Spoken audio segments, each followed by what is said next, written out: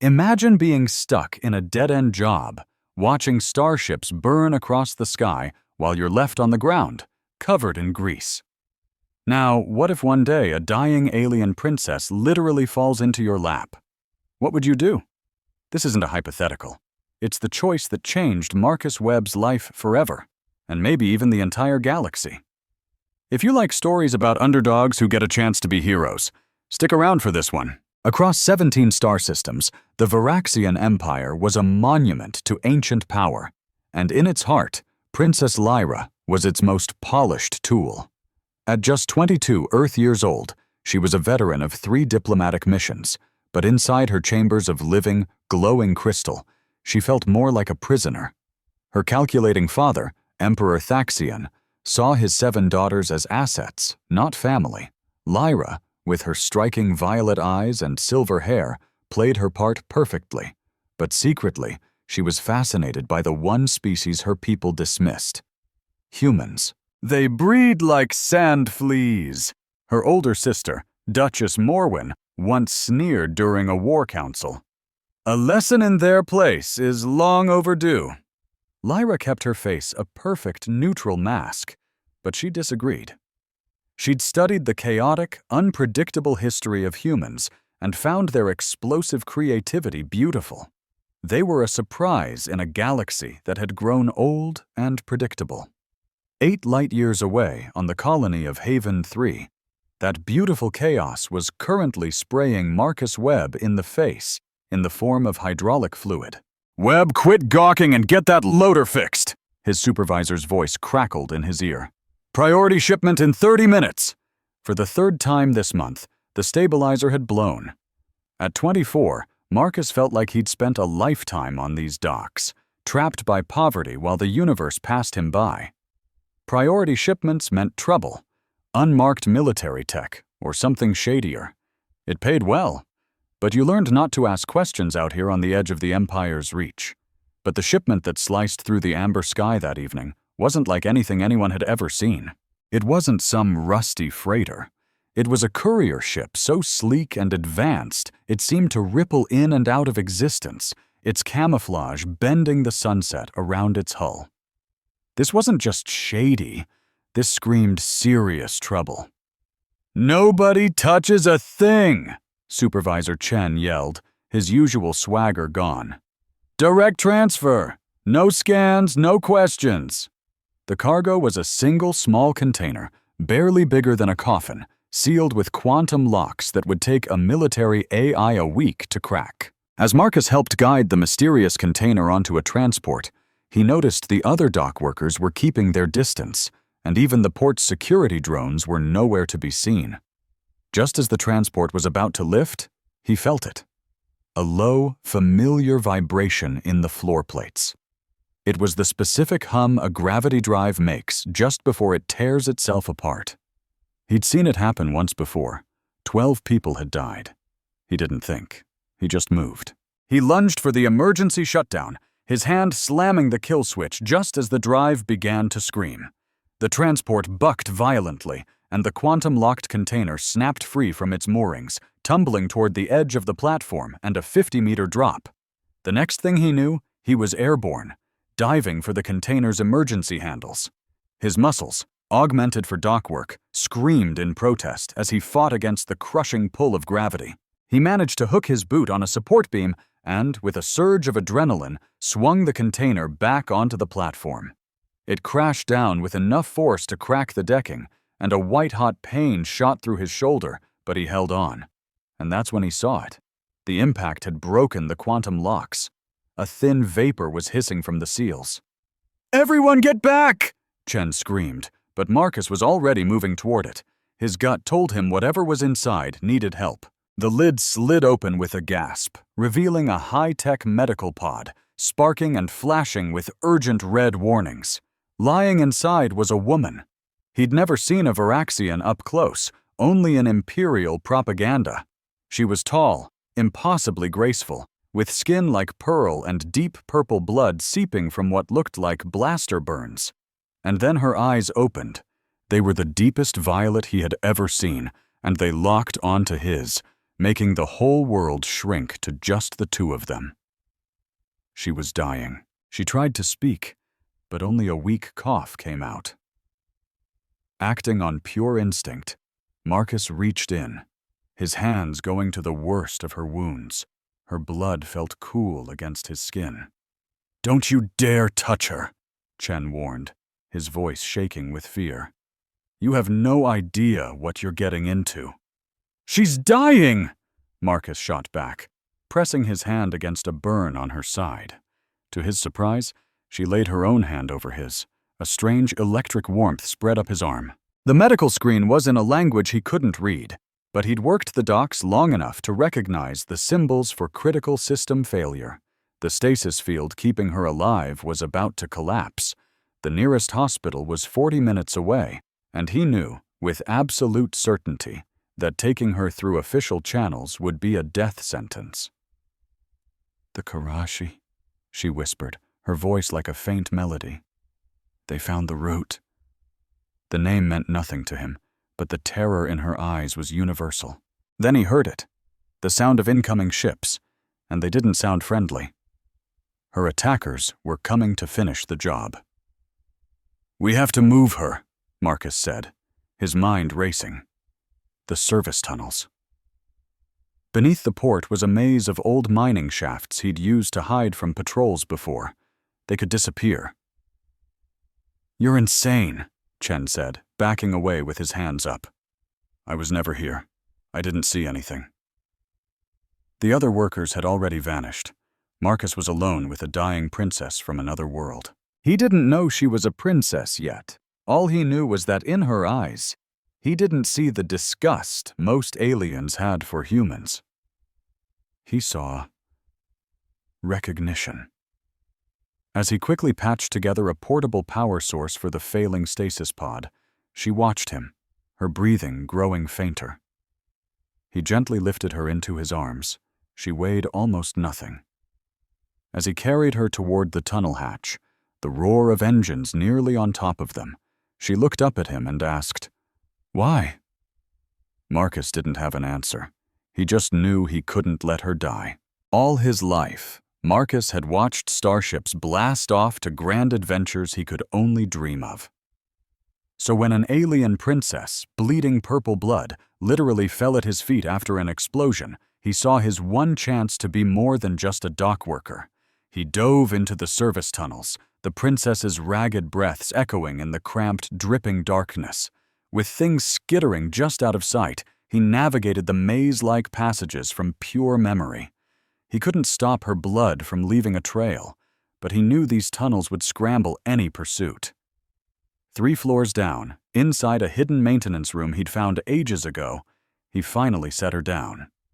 He had stashed supplies here for his own escape one day, never imagining he'd be using them on intergalactic royalty. The medical kit was basic, nowhere near enough for her severe injuries, but it might buy them some precious time. By the dim glow of an emergency lamp, Marcus did his best. He was no doctor, but he could clean and wrap her burns and give her a shot of universal coagulant he hoped her species could handle. The whole time, she just watched him, her hand sometimes gently touching his arm, sending a strange electric buzz through his body. "Your scent," she whispered, her voice weak and slurred. "It's different. Not like the others." Marcus had always been a little paranoid about how humans smelled to other aliens. Most found it gross. But she seemed to be inhaling it, trying to commit it to memory. Deep rumbles echoed from above. Security forces were blasting their way into the port, hunting for them. They were running out of time. Marcus had one last, desperate option, but it meant calling in a favor he swore he'd never use. Dr. Kenji Tanaka was an ex-military surgeon who ran a secret, off-the-books clinic in the Warren, the massive slum just outside the port. Marcus didn't know the details of why Tanaka left the service, and he never asked. Now, the doctor patched up people who couldn't go to a real hospital. Getting there would be incredibly risky, with a blood trail to follow and security everywhere. But staying put was a death sentence. "Can you walk?" Marcus asked. already knowing the answer as she weakly shook her head. Her skin was turning a shade of gray that looked bad on any living creature. Okay, the hard way it is. He quickly rigged a carrier using emergency blankets and cargo straps, securing her to his back. It would slow him down and make him a sitting duck if they got caught. But he needed his hands free to climb. The maintenance tunnels eventually connected to old storm drains that led to the warren. What came next was a total nightmare, a long, agonizing crawl through rusty pipes and disgusting waste channels, with only glowing fungi to light the way. The princess faded in and out of consciousness, muttering in her own language, a strange mix of what sounded like music and complex math. A few times, Marcus felt her lips gently press against his neck. It wasn't a kiss, more like she was trying to stamp his scent directly into her soul. They finally crawled out into the warren as the first sun began to set, casting long, spooky shadows across the shanty town. Every muscle in Marcus's body was screaming in protest, and his shoulder felt like it was on fire from where he'd wrenched it saving her.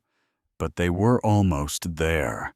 Tanaka's clinic was just 6 blocks away, through gang turf where they'd sell you out for a few credits. The princess stirred, her hand finding his.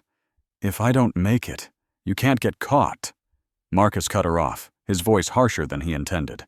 "Don't be ridiculous.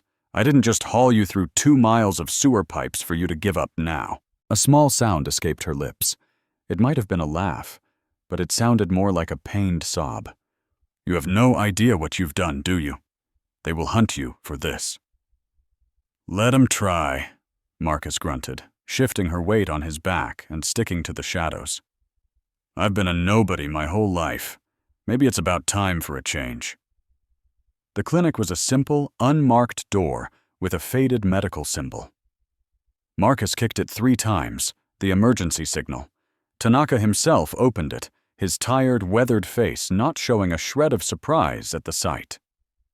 "Get inside, quickly," the doctor ordered, already turning to grab his gear. "And Marcus, after this you and I are completely even." As Tanaka started working, Marcus found himself holding the princess's hand, refusing to let go. She squeezed his hand with surprising power, her deep violet eyes locking onto his. "Your name," she whispered urgently. "I have to know your name." "It's Marcus. Marcus Webb." "Marcus," she repeated, as if tasting the word, filing it away forever with his scent and the feel of his touch. "I am Lyra, and I will not forget this." Just then, the sedatives kicked in, and she fell into a deep, healing sleep. Marcus didn't leave until Tanaka promised him she would live. Then, as the second sun rose, he slipped back into the city, returning to his small apartment to wash the alien blood out of his uniform, trying to convince himself it was all just a crazy dream. But the scent of her, like ozone, starlight, and some exotic flower, clung to him for days. In the years that followed, he'd sometimes find himself unconsciously touching the spot on his neck where he'd felt her breath. And he'd wonder if, somewhere out there among the stars, a princess still remembered the dock worker who carried her through the darkness. The news never reported an assassination attempt. It was officially logged as a minor shipping accident with 0 casualties, buried under layers of imperial secrets. Marcus went back to his life, loading cargo containers and watching the ships fly away. But something inside him had shifted. He had touched a universe far bigger than his own and had felt the thrum of galactic politics in the purple blood that stained his hands. Meanwhile, in a crystal palace on a planet called Kepler 442b, a princess was healing, telling no one that she had survived, or that the scent of a particular human had become a permanent part of her memory. The Karashi Syndicate's hit had failed, but this was far from over. A silent war was brewing, fought with hidden messages and secret attacks. Marcus Webb, the nobody from the docks, had just saved an imperial princess. In doing so, he had unknowingly kicked off a chain of events that would tip the balance of power across 17 star systems. But for now, he just kept working, with a strange feeling that his story with her wasn't finished. That scent of ozone and starlight had marked them both. 5 years. That's how long it had been. Marcus Webb was now a senior loader at the Port Defiance docks, which meant slightly better pay for much longer hours. The scars on his shoulder always ached when it rained, a constant reminder of the night he carried royalty through a sewer. He never told a soul what happened, and the only other person who knew, his old supervisor, had conveniently transferred to a post halfway across the galaxy a month later. His life fell back into a familiar, boring rhythm. Load, unload, fix things, and do it all again the next day. Marcus had almost managed to convince himself it was all a fever dream, except every now and then he'd catch that phantom scent of ozone and starlight when he stepped out of the shower, or right when he woke up. The announcement flashed across every screen in the port at once. The Varaxian Empire was hosting a massive diplomatic party on Haven 3, the first of its kind in the outer colonies in 100 years, and Princess Lyra herself was coming to celebrate new trade deals. "Can you believe it?" his coworker Rodriguez said with a low whistle. "Real royalty, coming to this dump. They say she's the one who fought for us to get better trade deals." Marcus kept his face a perfect mask of indifference, but his heart was hammering against his ribs.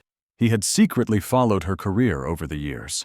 Her rise in the imperial court, her fight for the rights of other species, and the 2 other assassination attempts she'd survived.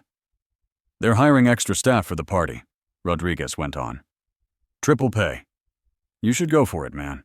You've got the clearance for handling their military cargo."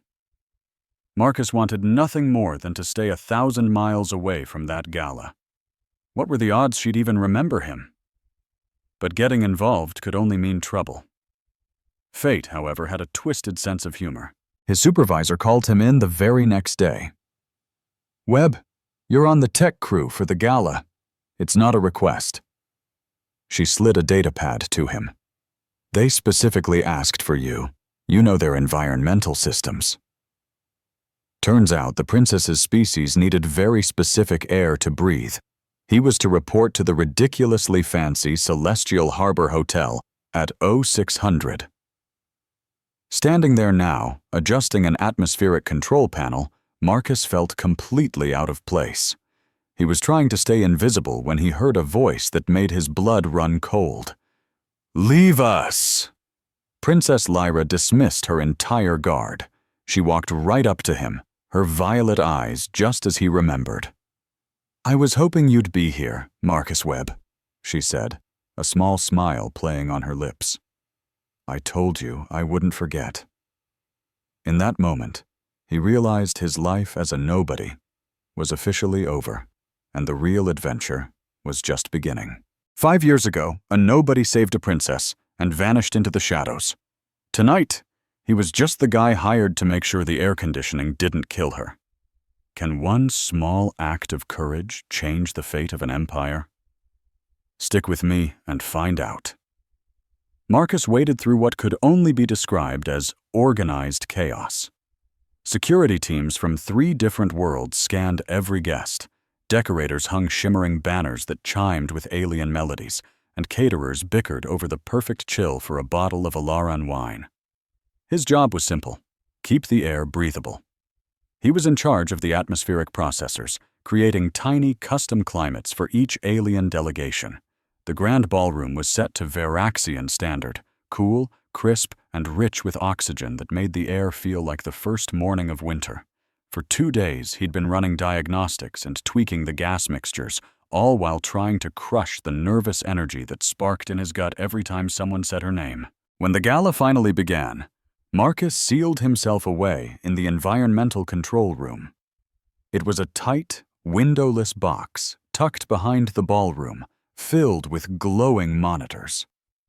From this little bunker, he could watch the whole party on security feeds and make sure no one passed out from breathing the wrong air. He was invisible in his standard-issue gray technician's jumpsuit, his holographic badge a key that only opened doors to other boring, hidden hallways. As the planet's twin suns dipped below the horizon, painting the city in shades of purple, the first guests started to trickle in.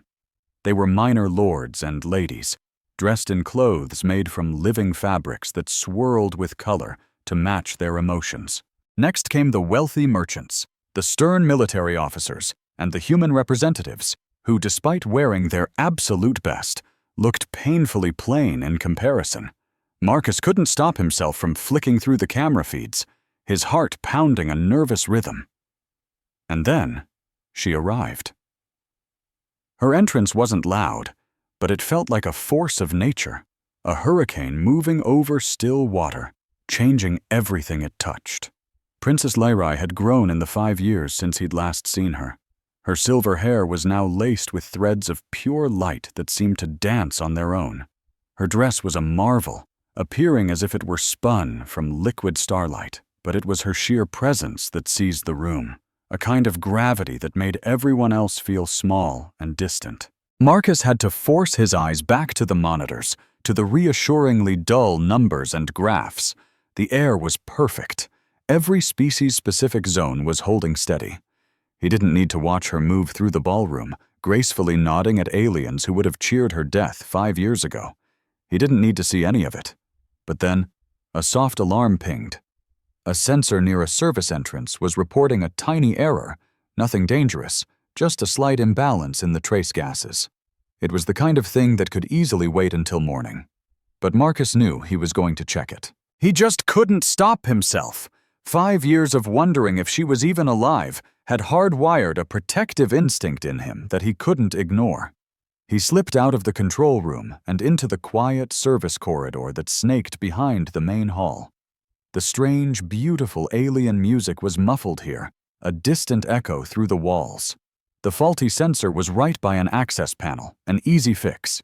He reached for his tools just as the service door slid open, and his carefully ordered world shattered. Princess Leirai was standing right there, her violet eyes wide with a look that was somewhere between disbelief and recognition. Behind her, the party raged on. But in this hallway, time had frozen. "Your Highness," Marcus stammered, instinctively looking down and trying to make himself smaller. "I'm so sorry. I was just... that smell." Her voice was the same melody he remembered, but now it was layered with the steel of command and a new note he couldn't place. Desperation. "It's you." Marcus finally looked up, meeting her gaze, and the whole universe seemed to tilt on its axis. She took one step, then another, moving with the careful grace of someone who had learned the hard way never to show weakness. Her hand lifted, as if to touch his face, but stopped just an inch away. 5 years, she whispered. "I spent 5 years wondering if I just dreamed you, but you're real. You're actually here." "Your Highness, I don't know what—" The lie crumbled before he could even finish it. She closed the final gap between them, and her hand finally rested against his cheek. The touch was like a jolt of electricity, a strange and powerful chemistry that defied all logic. "I have eidetic olfactory memory," she said, her voice trembling slightly despite the clinical words. "It's a rare trait from my mother's side. I never forget a scent, especially one tied to a traumatic event. To most of my kind, humans smell roughly the same. A little sharp, metallic. But you?" She breathed in deeply, her eyes closing for a second. "You smell like wood smoke and rain, and something warm like cinnamon, but not quite. The exact same combination, the same unique signature. It's you." Marcus instinctively grabbed her hand, partly to steady its shaking, and partly because he just had to. "Princess Leirai," she corrected him firmly. "You dragged me through filthy sewer tunnels to save my life. I think we can skip the formalities." "Leirai, then," he said, the name feeling both wonderful and dangerous on his tongue. "You shouldn't be here. If anyone sees you—" "I told them the air was making me dizzy," she said with a short, humorless laugh. "I've been searching for 5 years. I had my security team run the name Marcus through every colonial database. Do you have any idea how many there are? Thousands. But none of them had been a dock worker at Port Defiance 5 years ago, during a tragic shipping accident that was scrubbed from all official records. You looked for me?" "I hired private investigators. I bribed port officials for classified files. I nearly caused an interplanetary incident trying to find the human who saved me." Her other hand came up to frame his face, her touch gentle but insistent. "My sister said I was obsessed, that I'd invented a hero in my head to cope with the trauma. But I knew you were real. Every night I could still smell it. Wood smoke and rain and that almost cinnamon scent. It's literally woven into my memory." Marcus was suddenly very aware of how close she was, how the living light in her dress seemed to be reaching out to him like curious fireflies. "Lyrai, I'm a nobody. I was just a dock worker who got lucky. You're the reason I'm alive," she insisted, pressing her forehead against his in a gesture that felt impossibly intimate. "Do you have any idea what happened after that night? The entire conspiracy against my family fell apart. We rooted out every traitor. But more than that, I was changed. The girl who was happy with parties and ceremonies died in that dark container.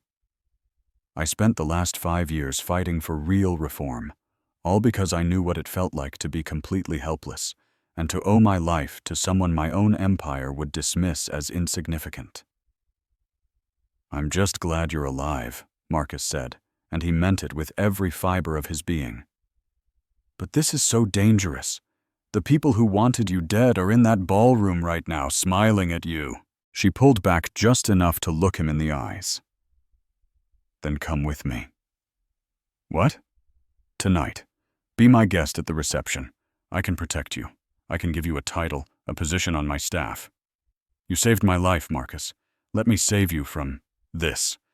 Her gesture took in his gray jumpsuit, the bleak corridor, the entire hidden life he had built for himself. "Lyrai," Marcus said, gently pulling her hands away from his face, though it felt like tearing off his own skin. "Look at me. I'm human, a lower-class human. If you walk back in there with me on your arm, half the room will call for you to be removed from the line of succession. The other half will just assume I'm your new pet." "I don't care," she said fiercely. "But you should," he replied, forcing himself to take a step back, to put some distance between them, before the intoxicating scent of her, like ozone and starlight, clouded his judgment completely. "You are doing real, important work that is helping millions. Don't throw all of that away for me." "This isn't for you, it's for me," she shot back, her eyes flashing. "It's about gratitude, about debt. In my culture, a life debt is the most sacred bond there is. You can't deny me the chance to repay it." "There is no debt," he said softly. "I saw someone who needed help, and I helped. You don't owe me a thing." She stared at him for a long, silent moment, her alien features shifting through a dozen emotions he couldn't name. Then, to his utter surprise, she smiled. A genuine, brilliant smile. "All right, Marcus Webb," she said, her voice now calm and clear. "You can stay here in your hallway for now, but you should know something." She gracefully moved past him towards the door, then paused and leaned in to whisper, so close he could feel the warmth of her breath. "I won't lose you again. That scent is a part of me now, and I promise you, when the time is right, I will find a way to balance the scales." And just like that, she was gone, leaving behind only the faint smell of starlight and a crackling energy in the air. Marcus sagged against the cool metal wall, his hands shaking. Through the door, he heard the party's energy surge as the princess made her grand return. He finished his shift in a total daze, his mind replaying every single word, every touch, every second of their impossible meeting. She had spent 5 years looking for him. The idea was both thrilling and terrifying. The party finally wound down in the early hours of the morning. As Marcus was powering down the last of the atmospheric processors, his supervisor rushed in, looking stressed. "Webb, thank goodness I found you. We've just received a special request, directly from the princess's office. You're to report to her private shuttle immediately." 30 minutes later, Marcus stood before her, not as a technician, but as the newly appointed special advisor on interspecies diplomacy. It turned out his detailed knowledge of alien atmospheres was a rare and valuable skill. From his new position at her side, he helped her navigate treacherous political meetings, and one night, while reviewing old security footage from the shipping accident, he spotted a tiny detail on a conspirator's uniform, a symbol that unraveled the entire remaining plot against her. They exposed the traitors, solidified her power, and in doing so, balanced the scales forever. He was no longer a ghost, and she was no longer just a princess. They were partners who proved that sometimes the smallest act of kindness is all it takes to change the galaxy. Princess Lyra's security team was demanding a full environmental sweep of her ship before she left, something about making sure there were no trace contaminants from the gala. The work order was shoved into his hand. "Base 7, the chief grumbled. "Try not to embarrass us in front of the Imperials." Marcus knew he should have said no. He should have passed this grunt work off to Rodriguez or anyone else, but his feet were already carrying him toward the private hangar in the pre-dawn chill where the Veraxian ships gleamed. The princess's transport was a masterpiece, all smooth, organic curves that looked fast even when it was sitting still. Her security detail gave him a single dismissive glance, just another human mechanic in gray overalls. He did the job, running his scanners over the hull, checking the atmospheric seals, and making sure the internal climate controls were perfect. Everything was, of course, flawless. Just as he was turning to leave, a side hatch hissed open. Princess Lyra walked down the ramp, no longer in her gala gown, but in travel clothes that looked simple, but probably cost more than his entire life savings. "I had a feeling you'd be the one to come," she said, getting straight to the point. "My security chief was completely baffled by my sudden obsession with environmental contamination." "The scans are clean," Marcus replied flatly. "You're safe to fly." "Am I?" she asked, stepping closer. Marcus could feel her guards tense up behind her.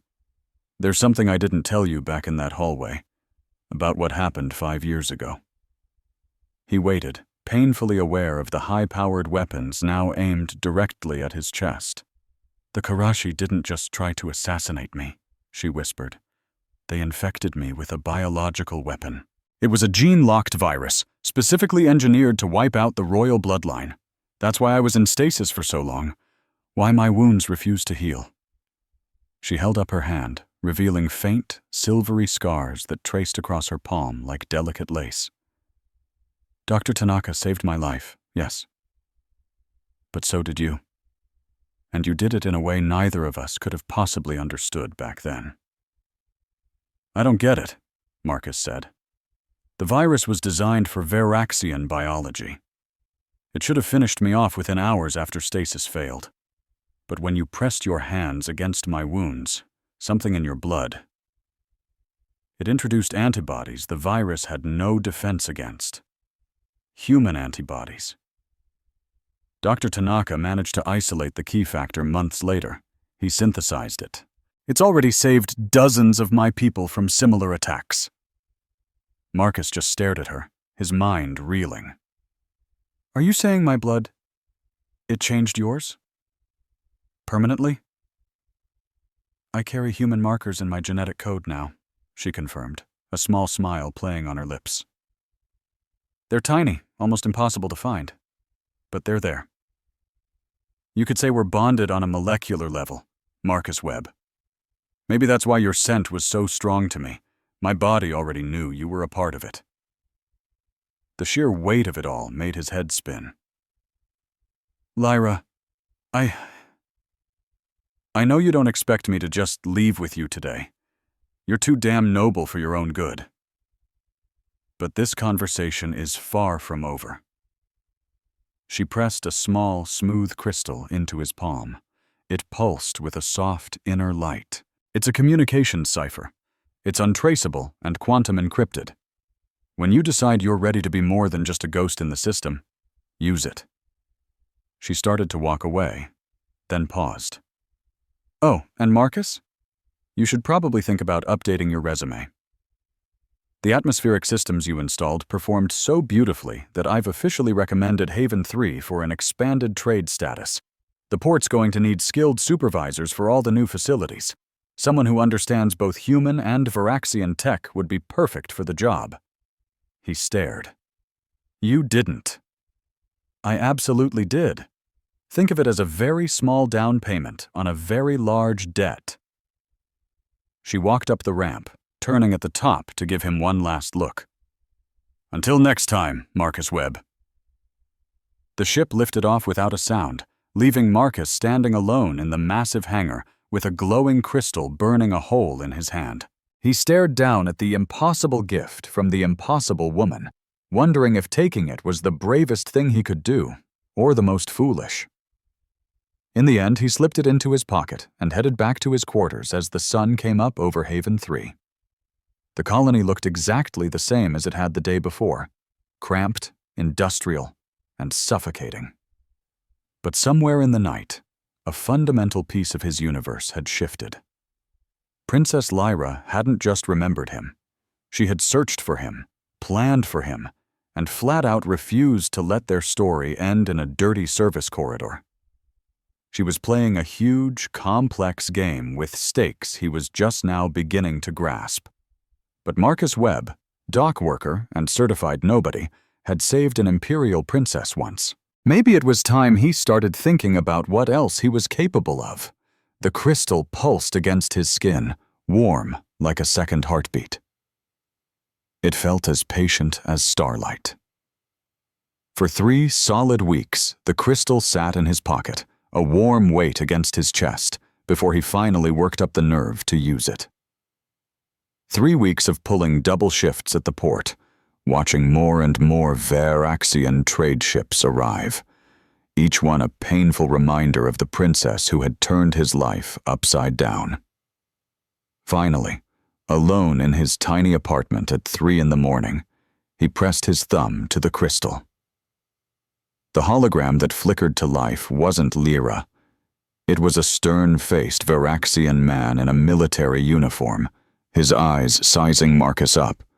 Mr. Webb, I am Commander Theron Kask, head of Princess Lyra's personal security. You will report to Hangar Bay 12 tomorrow at 2100 hours. Come alone. Do not bring any electronics other than this crystal. The image vanished, leaving Marcus staring into the darkness. He spent the next day trapped in a cycle of paranoia and excitement. It could be a trap, a way for the princess's enemies to tie up a loose end, or it could be another one of Lyra's carefully planned moves in her high-stakes game.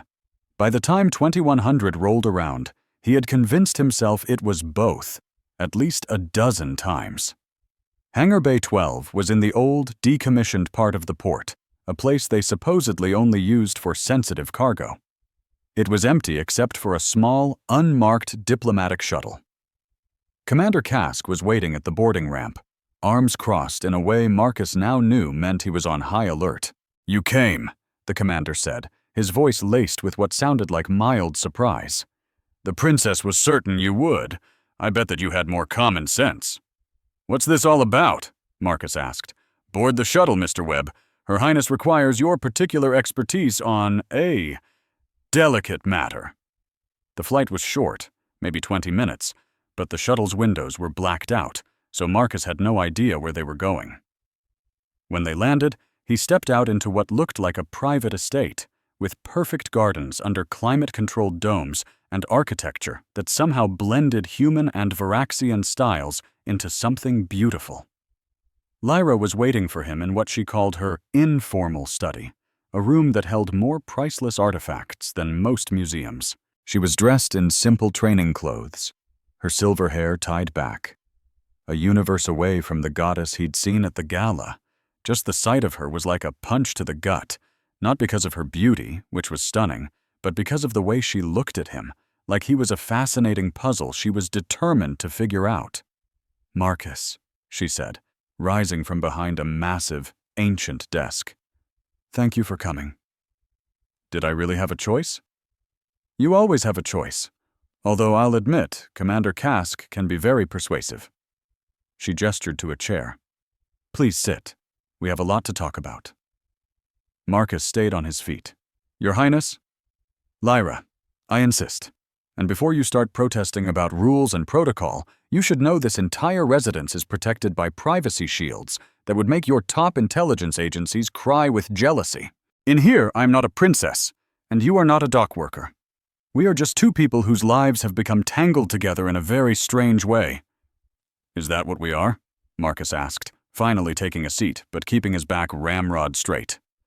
Because from where I'm sitting, you're still royalty, and I'm still a nobody. A nobody doesn't save a princess from being assassinated. A nobody doesn't carry her through filthy waste tunnels while his own shoulder is torn open. She leaned forward, her violet eyes locking onto his. And a nobody certainly doesn't change the entire molecular structure of another person's blood through sheer, stubborn humanity. About that, Marcus said, grabbing onto the science of it because the emotions were too much to handle. You said I changed your blood. What does that actually mean? Lyra tapped a control on her desk, and a hologram sprang to life between them, showing complex, rotating molecules. This, she said, pointing to one, is standard Varaxian blood chemistry. And this is mine. See the difference? Marcus had enough basic science training to see they were wildly different, but the details were beyond him. The protein chains. Exactly, she said. Human antibodies bonded with Varaxian plasma in a way our scientists thought was physically impossible. It just shouldn't have worked. Our species went down different evolutionary paths millions of years ago. But somehow, on a quantum level, your blood knew mine was something worth saving. She offered a soft smile. I've become a bit of a medical mystery. Researchers are lining up, wanting to study me to figure out how it happened. And you let them? He asked. No, because to explain it, I'd have to reveal what happened that night. And that would put you in danger. She swiped the hologram away. Which brings us to why you're really here, Marcus. We have a problem. Someone knows about you. 3 days ago, my intelligence network intercepted a message. The Karashi Syndicate has identified the human who interfered with their assassination attempt. They don't have your name yet, but they know you exist. Marcus felt a cold dread creep into his gut. The Karashi Syndicate was famous for its brutal, unending vengeance. How? My fault, she admitted, her voice tight with regret. I'm afraid my search for you was a little too aggressive. I left behind too many data trails. Someone smart enough connected the dots between a missing human dock worker and a princess who somehow survived the unsurvivable. She paced over to the window, her back to me. I've put you in danger just by finding you. I get the irony, she said. So what's the plan? I asked. She turned. I've arranged for your death. I just blinked at her. I'm sorry, what? A workplace accident, she explained. Tomorrow afternoon. Marcus Webb is going to die in a terrible loader malfunction. The body will be too damaged to recover, and any DNA evidence will be conveniently destroyed by a plasma fire. She looked right at Memi. The Karashi will confirm your death, close the file, and go find someone else to bother. And the real Marcus Webb gets to become someone new. Someone I can protect. She walked back to her desk and pushed a data pad my way. New name, new life. I can send you anywhere in the Empire. The inner worlds, a paradise colony, wherever you want. I just stared at the data pad, not moving to touch it. You're asking me to give up my entire life? I'm trying to save your life by killing you, she corrected. Or by killing a character, anyway. Marcus Webb, dock worker, was just a part you were playing. This is your chance to be who you were always meant to be. And who's that? I asked. Her expression softened. That's what I'm trying to figure out. Who is this man who finds a dying alien and chooses to help instead of running? Who carries these impossible burdens in the dark and never says a word? Who turns down rewards and fancy titles like they're poison? She came around the desk, stopping just short of my personal space. You're a puzzle, Marcus Webb, and I'm completely fascinated by you. The intensity of her gaze felt like a physical weight. I had to really focus to think straight. What if I don't want a new identity? What if I like being a nobody? Then you'll be a dead nobody by this time next week, she said bluntly. The Karashi are not the type to leave loose ends. And if I do this, what happens then? I become your little pet, something you show off at fancy parties? No. Her voice was sharp now. You become whatever you want to be. My protection is a gift, Marcus. No strings attached. No debts, no expectations. A life for a life. We're even. You keep talking about this debt like it's a math problem, I said. What if I don't see it that way? Then how do you see it? She asked, and the question just hung there in the air between us, full of things neither of us was ready to say out loud. I finally reached out and picked up the data pad, looking at the identity she'd created. Marcus Chen, a technology consultant, a full citizen of Kepler 442b, with all the rights that came with it. The credentials were rock solid. The backstory was incredibly detailed. Chen, I said, looking up at her. You chose the name Chen. A little joke, she admitted. Your old supervisor, the one who conveniently got transferred right after that night. His name was Chen. I thought there was a certain poetry to it, taking the name of the man who left you behind and turning it into something powerful. What makes you think I want to be powerful? I don't, she said, but I think you deserve the choice. She hopped onto the corner of her desk, a gesture that seemed surprisingly normal. Marcus, I need you to understand something. That night, when you saved me, you did more than just stop an assassination. You prevented a war. What? I was floored. If I had died, my father would have blamed the human colonies. There's a faction at court that's been itching for a reason to expand our territory aggressively. My death would have been the perfect excuse. Billions of people would have suffered. The weight of what could have happened suddenly felt very heavy. You couldn't have known that, I said. No, she agreed. I was just a scared girl bleeding in the back of a cargo container.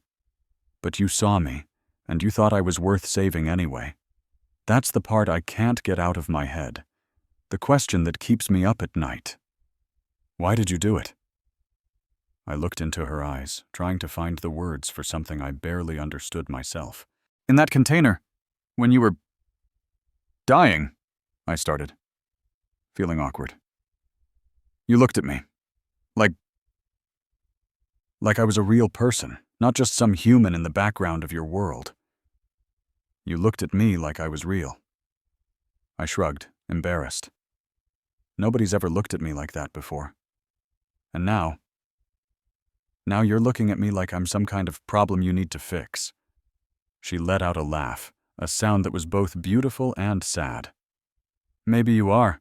You're definitely the most complicated problem I've ever faced. She stood up and walked to a wall that was covered in what I realized were star charts. Do you have any idea what my life is like, Marcus? It's all calculations. Every word I say is measured. Every move is planned. Every relationship is weighed for political gain. But you don't fit into any of my equations. You saved me for no logical reason. You refuse rewards for no logical reason. You make absolutely no sense. Maybe that's the point, I offered. Maybe some things aren't supposed to make sense. Spoken like a true human, she said, touching one of the charts, which bloomed into a 3D map of the sector. All right, let's stop calculating and start being honest. I don't want you to take a new identity and just disappear from my life, but I also can't stand the thought of you getting killed because I was selfish enough to track you down. So what do you want? I asked. Time, she said, turning back to me. Take the new identity. Let Marcus Webb have his official, tragic death. Then give me 6 months. 6 months to prove to you that there's more to life than hauling cargo and hiding in the shadows. And if you can't convince me, I asked, then I will personally fly you to any world you pick. I'll set you up with enough money to live any way you want, and I will never bother you again." I looked at her face, searching for the catch, the hidden angle. But all I saw was honesty, determination, and maybe, just maybe, a little bit of vulnerability. 6 months, I repeated. 6 months, she confirmed. And during that time, you'll stay here in the guest wing. Officially, you'll be my consultant on human colonial tech, helping us with system integration. Unofficially, she smiled. We'll just see what happens when 2 people stop calculating. I knew I should say no. Every self-preservation instinct I had was screaming that this was a terrible idea, that getting any closer to this woman would only end in disaster. But that crystal was still warm against my skin, and the memory of her in my arms was still a vivid dream I couldn't shake. Fine, I heard myself say. 6 months. But I'm not wearing any of those ridiculous formal outfits. Agreed, she said. Though I'm definitely going to make fun of your human clothes. Deal. We just stood there for a second, the air buzzing with potential. Then Lyrily held out her hand, a human handshake that she'd clearly practiced. Welcome to your new life, Marcus Chen. I took her hand, and that same jolt of electricity danced up my arm. Just so you know, Your Highness, I'm really not good at all this nobility stuff. Good, she said. I've got plenty of nobles. What I need, she added, is someone real. A little later, Commander Kask was showing me to my new quarters, a suite of rooms bigger than any apartment I'd ever lived in. I couldn't believe what I was seeing. The place was elegant without being flashy, and it had a balcony that looked out over these massive, sprawling gardens. My few belongings were already there, laid out on a table, looking completely pathetic and out of place. A soft chime got my attention. There was a package on the desk. Inside, I found a set of new clothes. Not the fancy court stuff, but high-quality work clothes. Exactly my size. The kind of practical stuff I'd wear every day if I had the money. On top was a note in Lyra's handwriting. It said, "For the technology consultant who refuses to be anyone but himself." I couldn't help but smile. 6 months. I had 6 months to see if a dock worker and a princess could share the same space without the whole universe just imploding. 6 months to figure out why I could still smell her perfume in my memory like a half-forgotten song. Outside my window, 3 moons were rising, bathing everything in a silvery glow. Tomorrow, Marcus Webb would die in a horrible accident, and no one would even notice he was gone. But tonight, Marcus Chen was standing on a princess's balcony, wearing clothes that actually fit, and wondering if changing your life was really as easy as just deciding to. The communication crystal in my pocket pulsed with a faint warmth one last time, then went dark. Its job done. I slipped it into my pocket anyway, a little reminder of the moment my entire world shifted on its axis. 3 buildings over, in her private study, Princess Lyra was at her own window, looking at the same 3 moons. Her head of security, Kask, stood behind her, practically radiating disapproval. "This is a mistake, Highness," Kask said, for what must have been the 1000th time. "The human is a liability." "Yeah," she said without turning around. "He absolutely is." "Then why?" She pressed her hand against the cool glass, as if she could still feel my pulse there. "Because, Commander, in my entire life, he is the only person who has ever saved me without having a clue who I was, without calculating what he could get from me in return. That doesn't mean... It means everything." She finally turned to face him. "In 6 months, I'll either prove that a truly selfless act can exist in our world, or I'll destroy the one example I've ever found by trying to keep it for myself. Either way, I have to know." Kask looked like he wanted to keep arguing, but after 19 years of serving her, he knew when a discussion was over. "Should I increase his security detail?" "Do it discreetly. He seems to value his freedom," she said. "And what if he's more than he appears? What if this is all some kind of elaborate trick?" Lyra smiled, and it was a smile as sharp as a knife. "Then I will deal with him. But somehow, Commander, I don't think Marcus Webb knows how to be anything other than exactly who he is. And that, more than anything else, is what makes him so very dangerous." She went back to her desk, back to the endless sea of reports and political strategies that defined her life.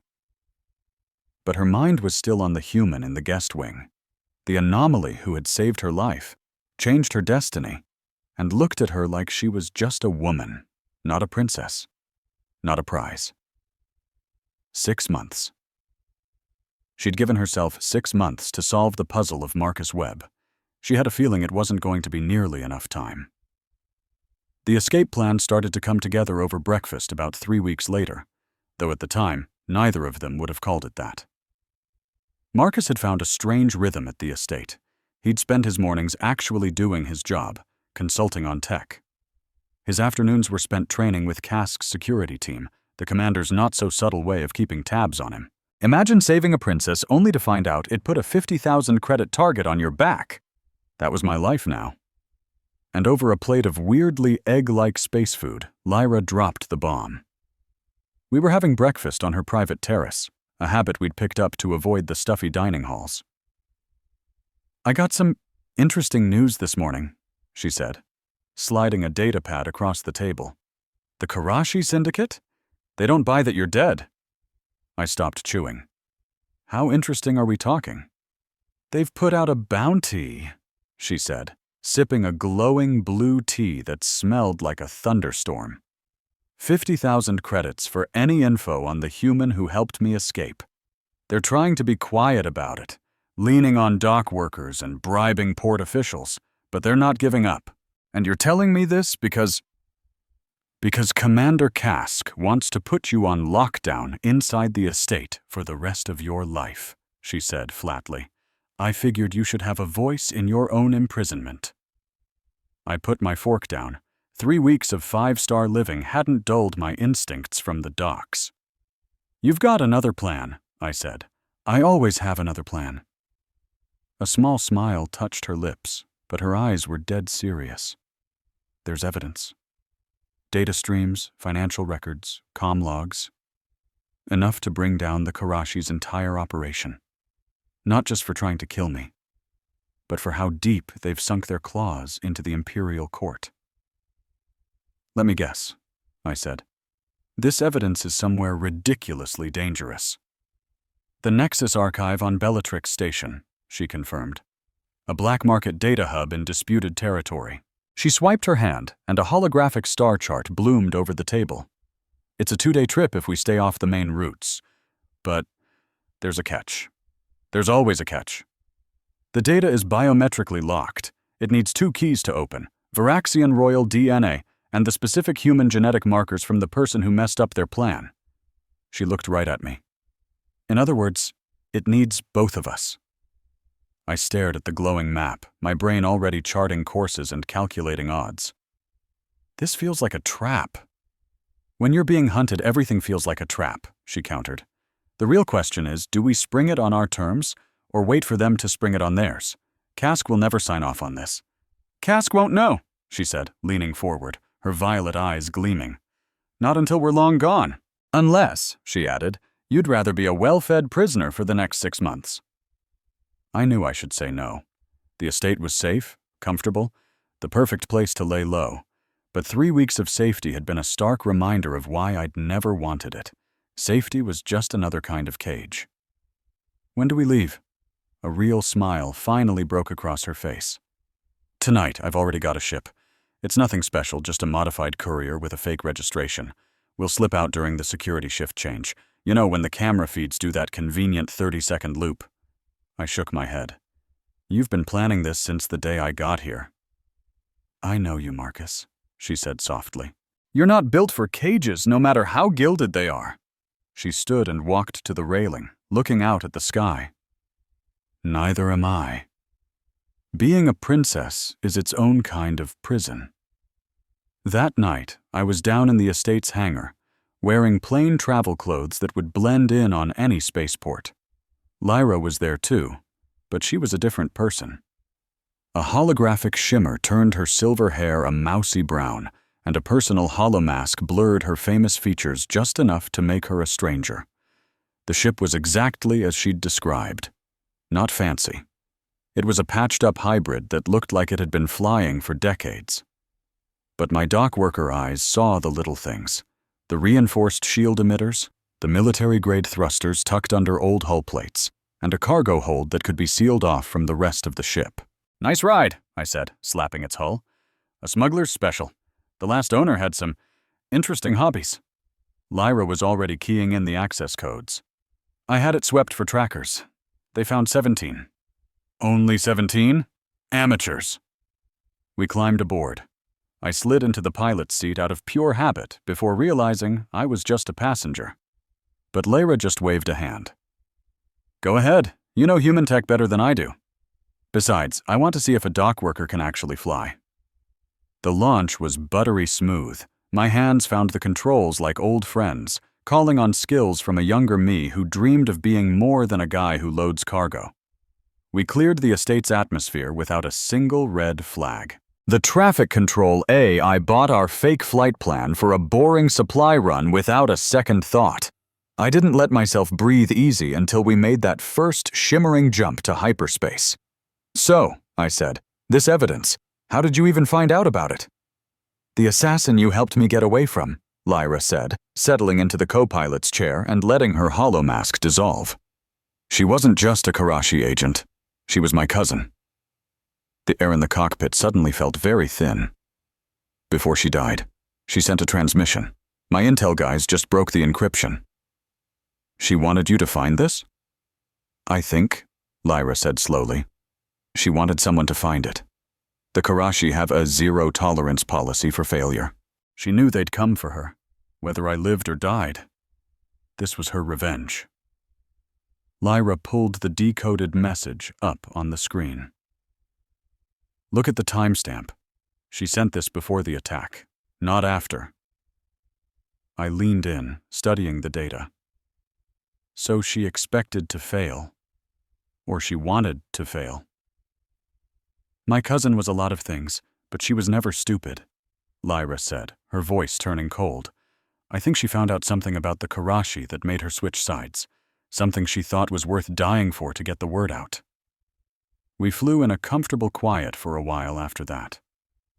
The ship's air smelled like every ship I'd ever been on, a mix of ozone and oil that felt like home. But there was something else, too. It was Lyra's scent, a faint, clean fragrance that was surprisingly distracting in the small cockpit. "You're staring," she said, her eyes still on the star-streaked viewport. "Just trying to figure out which version of you is the real one," I admitted. "The princess, the refugee I found in that cargo container, or this wannabe smuggler? Maybe they're all real. Maybe none of them are." She finally turned to look at me. "Which version of you is real? The dock worker? The hero? The guy who agreed to babysit alien royalty for 6 months?" "Definitely not the hero," I mumbled. "The evidence says otherwise," she said softly. "You know, in 3 weeks, you've never once asked about it." "About what?" "The connection between us. The way my touching you affects me." I kept my eyes glued to the nav console. "Figured it wasn't my business." "That's very human of you," she said with a faint smile. "A Varaxian would have demanded an explanation, run a dozen tests, tried to quantify it." She unbuckled her seatbelt and moved to stand behind my chair. "May I?" I just nodded, not trusting my voice. Her hand rested on my shoulder, and that familiar static shock crackled between us. But this time, she didn't pull away. "My species," she began, her fingers tracing patterns on my shirt. "We have something like genetic memory. We form deep bonds through chemical signals. It's normally just with other Varaxians, family or life partners.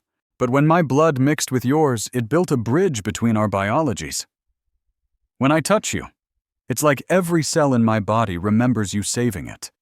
It recognizes you as safe, as essential."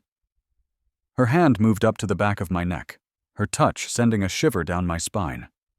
It's incredibly inconvenient. I swallowed hard. Why? Because it makes it impossible to think straight, she whispered. Because every one of my instincts is screaming at me to keep you close, to protect you, too. To do things that would make both of our lives 1,000 times more complicated. She pulled her hand back like she'd been burned. He turned in his chair to face her. Lyra. A piercing alarm blared through the cockpit, cutting him off. The console flashed red. 3 ships, dropping out of hyperspace right on top of us. Their transponders screamed civilian, but they moved like a pack of military wolves. Karashi! I snarled, my hands already grabbing the thruster controls. Or bounty hunters. Or both. Lyra was already strapped back into her seat, her fingers a blur across the defensive systems console. Think you can fly as well as you can carry a princess? She asked, a spark of challenge in her eyes. Let's find out. The first bolt of plasma that screamed past our starboard wing was the only answer she needed. I slammed the ship into a spiraling dive that the laws of physics should not have allowed, the hull groaning in protest. Lyra was a machine, rerouting shield power with the kind of speed that screamed formal combat training. 2 more dropping in behind us, she reported, her voice perfectly calm as the ship bucked and shook. They're trying to herd us toward the 3rd one. Not today, I grunted. I cut the main engines and used only the maneuvering thrusters to flip the ship end over end. It was a crazy move that would get you killed in an atmosphere, but in the weird soup of hyperspace, it worked. We shot right between our 2 pursuers, close enough for me to see the shocked look on one of the pilots' faces. Hyperdrive's overheating, Lyra shouted. We have to drop back to real space. Do it! The transition was like being thrown out of a moving car. We tumbled into normal space amidst a graveyard of wrecked ships, the twisted metal of some long-forgotten battle. Huge pieces of debris formed a deadly maze all around us. Perfect, I muttered, then yelled, Actually, this is perfect! Kill everything but life support and maneuvering thrusters. Now! Marcus! Trust me. She did it. The ship went dark and silent, and we began to drift, looking like just another piece of floating junk.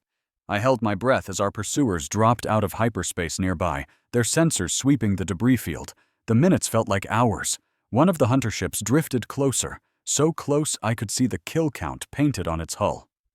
Beside me, Lyra's hand found mine in the dark and squeezed. The enemy's searchlight washed over our cockpit, paused for a heartbeat, and then moved on.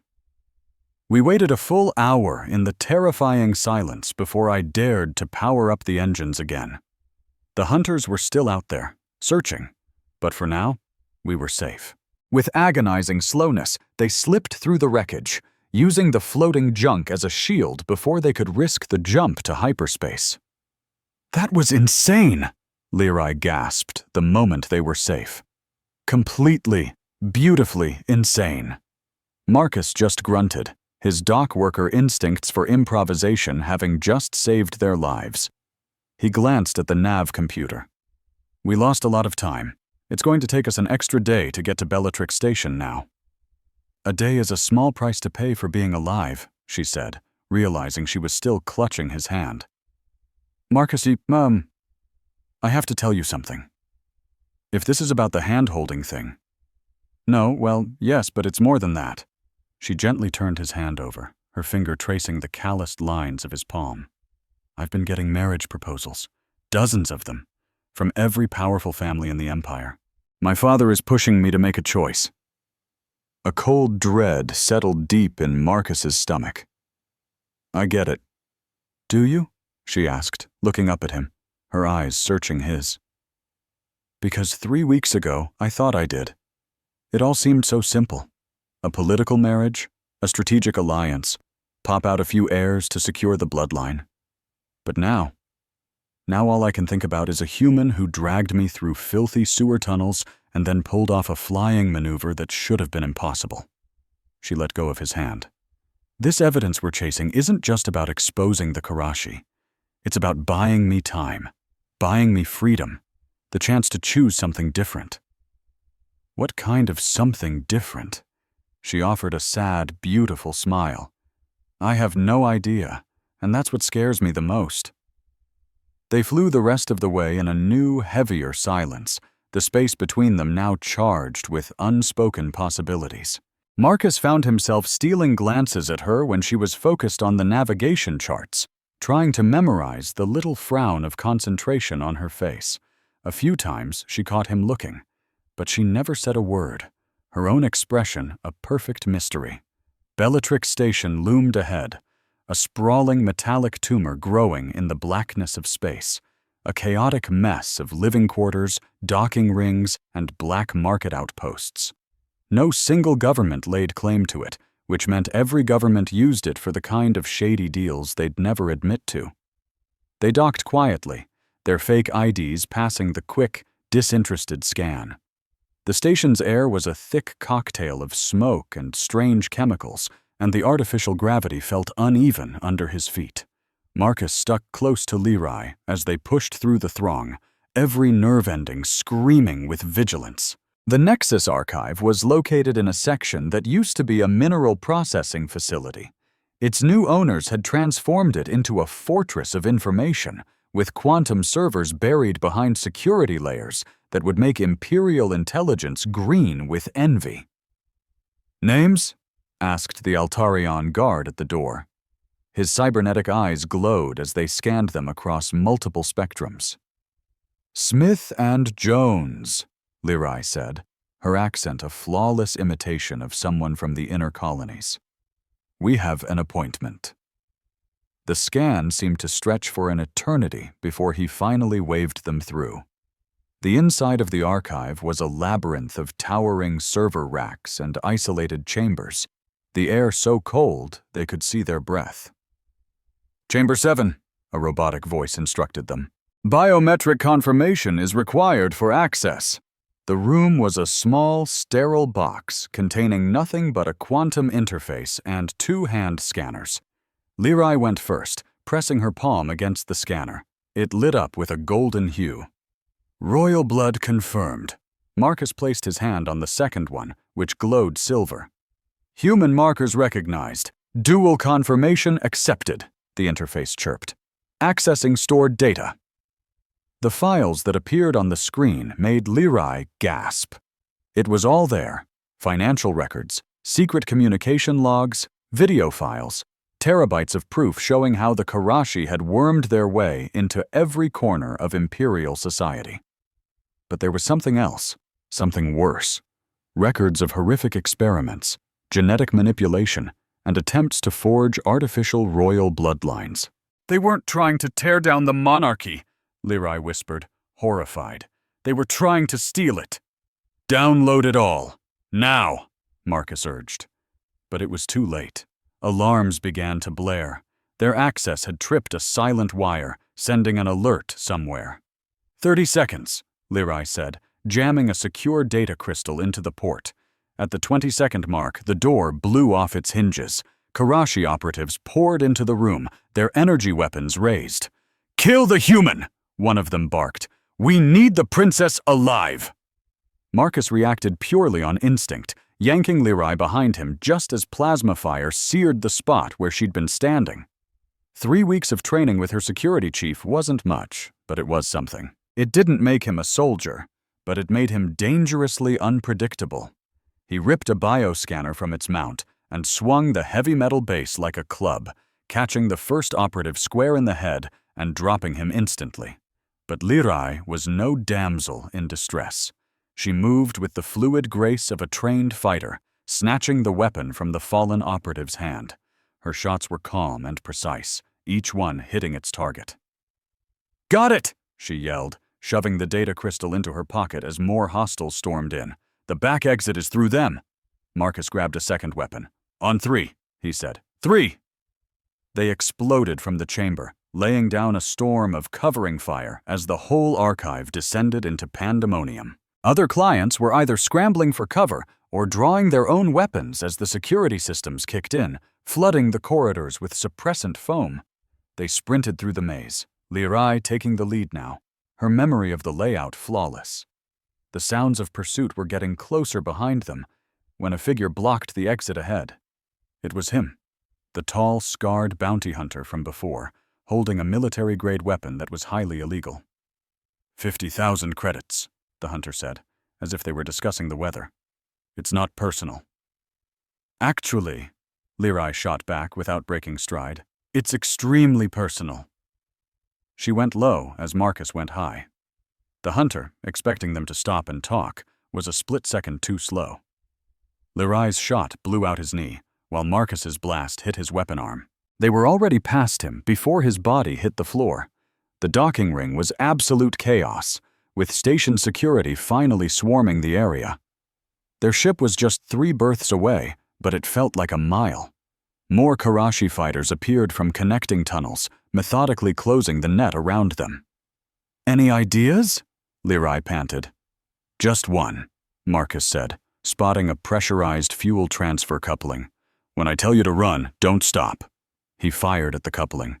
The explosion wasn't huge, but the fireball of ignited fuel sent everyone, security, Karashi, and innocent bystanders, diving for cover as alarms shrieked.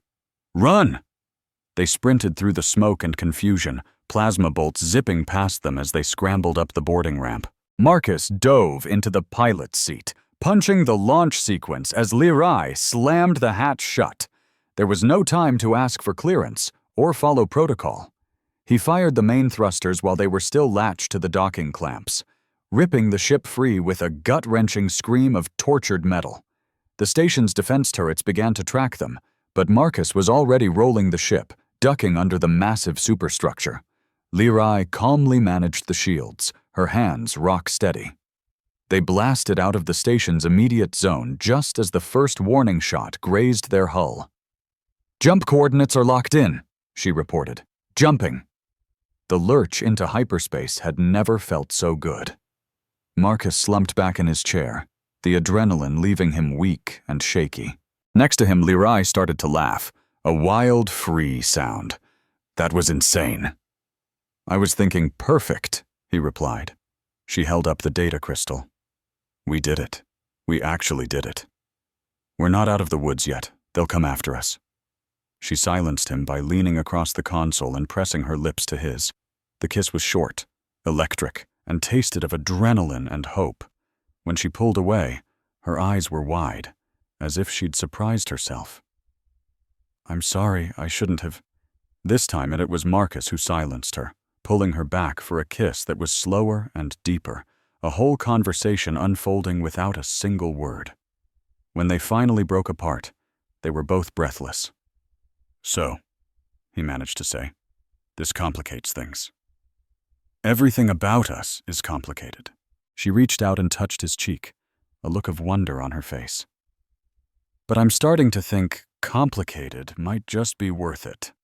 They still had a long way to go to find safety, to expose the conspiracy, and to figure out exactly what they were to each other. But right now, in a stolen ship hurtling through hyperspace with a deadly syndicate on their tail, Marcus Webb and Princess Lirai had found the one thing that mattered, something worth fighting for.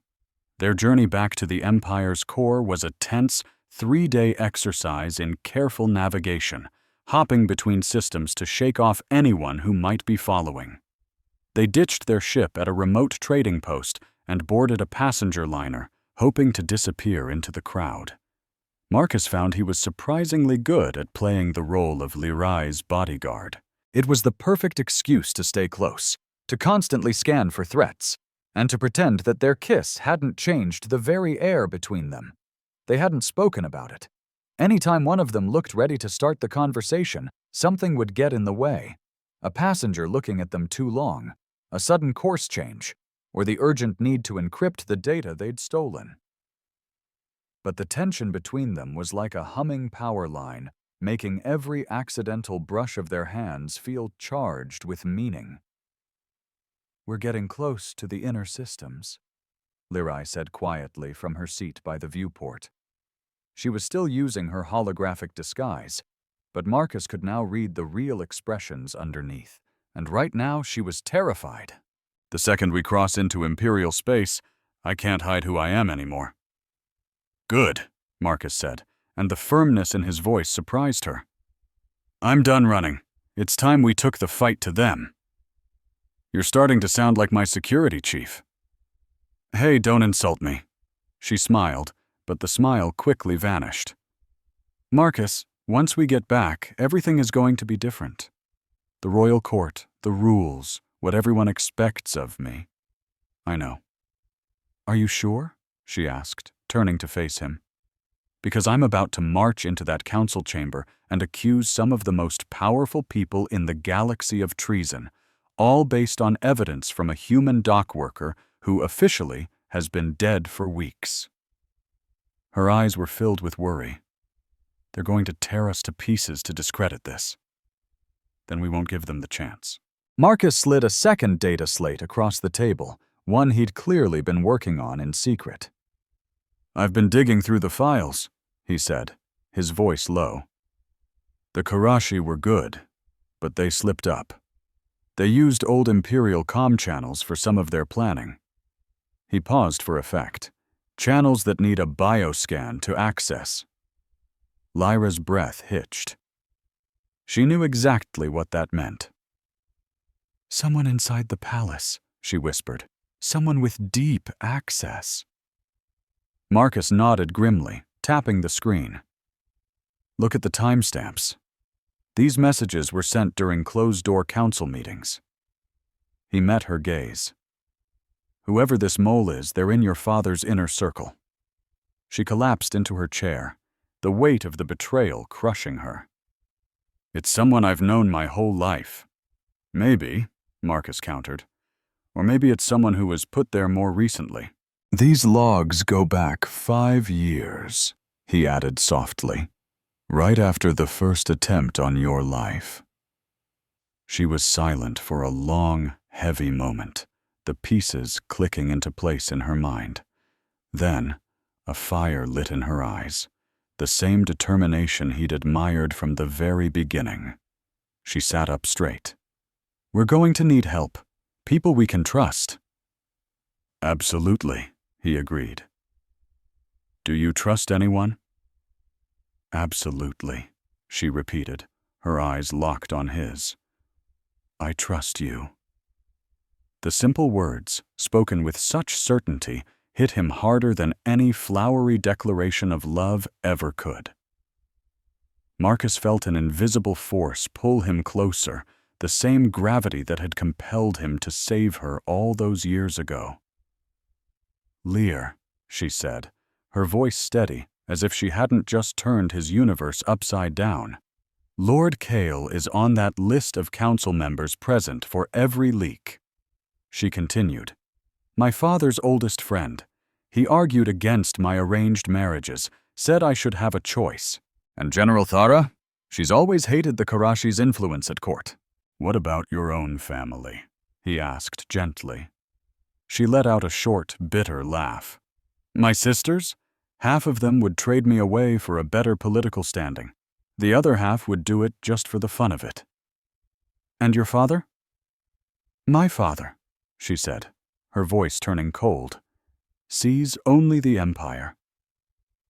If my death served the greater good, he would not hesitate. That's harsh. That's being a royal, she corrected, standing to pace the cramped cabin. Which is why what we have, it can't what? Marcus stood and caught her hand, stilling her restless energy. Can't be real? Can't matter? He lowered his voice. Because from where I'm standing, it's the only thing that's felt real in a very long time. You don't get it. Then make me understand, he pleaded. She looked down at their joined hands, her thumb gently tracing the lines on his palm. In my world, she began, every single thing is a transaction. Every relationship is a tool. Marriages are for alliances. Children are for succession. Even friendships are weighed and measured for their political benefit. She finally looked up, her eyes filled with a vulnerability he'd never seen before. But you saved my life for nothing. No gain, no calculation. Just, you did it. Do you have any idea how terrifying that is for someone like me? He gave a small, lopsided smile. About as terrifying as it is for a guy like me to be kissing a princess. That made her genuinely smile back. "We're quite a pair, aren't we?" she mused. "The dock worker and the princess. Sounds like a terrible holodrama." "I hate those," she laughed. "The princess never picks the right guy." "Spoiler alert," he whispered, stepping closer until they were barely an inch apart. "Sometimes the princess just has awful taste in shows." "Marcus," she said, her smile fading as reality set back in. "When we get back, I have to be the princess again. Cold, political, calculating. I need you to know that who I am in public, it isn't this." "I know," he said, his hand coming up to cup her cheek, marveling at how perfectly it fit. "I've seen you covered in your own blood, fighting your way through a sewer. I know exactly who you are." She kissed him then, a fierce, almost desperate kiss, as if she was trying to memorize the feeling to get her through the coming storm. When they finally broke apart, they were both trembling slightly. "Promise me something," she whispered. "Anything. When this is all over, the trial, the politics, all of it, promise you'll still see me. Not the princess, not a symbol, just me. Always," he vowed. The transport docked at the main orbital station for Kepler 442b 12 hours later. Just as they'd expected, the second Lyra dropped her disguise. All hell broke loose. Station security swarmed them. Scanners blared confirming her identity, and within minutes they were being hustled onto a military shuttle. Commander Kask was waiting for them, his face a perfect storm of relief and absolute fury. "Your Highness," he gritted out.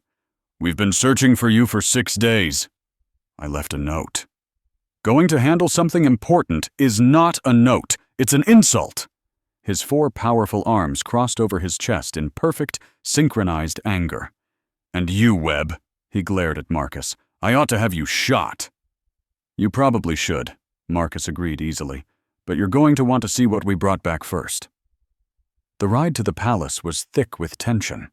Kask's eyes grew wider and wider as he reviewed the data, while Lyra just stared out the window, her posture straightening, her expression hardening with every kilometer that passed.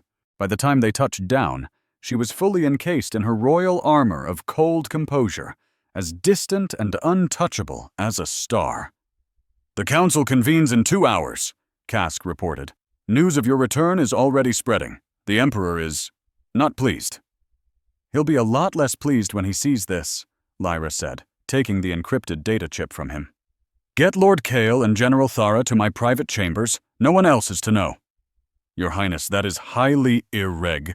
That's an order, Commander." Kask gave a stiff, formal bow and marched off. Lyra turned to Marcus, and for just a second, the mask cracked. "Stay close," she said, her voice barely a whisper. "This is where it gets dangerous." Lord Kale arrived first, an ancient Varaxian whose crystalline blue eyes had witnessed the rise and fall of 3 emperors. He took one look at the data on the screen and had to sit down. "By the ancient stars," he breathed, his voice raspy with age and shock. "How deep does this conspiracy go?" "Deep enough to swallow the Empire," Lyra replied grimly. "Uncle, I need you in that council meeting. They'll call this a lie, a fabrication." "Not with this kind of proof," Kale said, his old eyes studying Marcus. "You're the human, the one who saved her." It wasn't a question. Marcus just nodded. "Good," Kale grunted. "She needs someone who isn't drowning in our political filth." With a groan, Kale pushed himself to his feet. "I will speak to our allies. General Thara will want to rally her legions immediately." "No!" Lyra's voice cut through the air, sharp as steel. "No military moves until after we present this to the council. If we act too soon, they'll paint this as a coup." "And if they move on us first?" Kale challenged. "Then we defend ourselves," she said simply. Her hand rested on the ceremonial blade at her hip. It wasn't just for show. "I am done being hunted." The next 2 hours were a whirlwind of activity. Marcus was forced into formal court attire, an argument he lost badly, given a crash course on royal protocol that he forgot almost instantly, and then positioned at Lyra's left side, a spot normally reserved for a trusted bodyguard. "Or a consort," Kask muttered with a disapproving sniff. "The court will talk." "Let them," Lyra shot back, adjusting the heavy formal robes on her shoulders. "I want them off balance." The council chamber was designed to intimidate.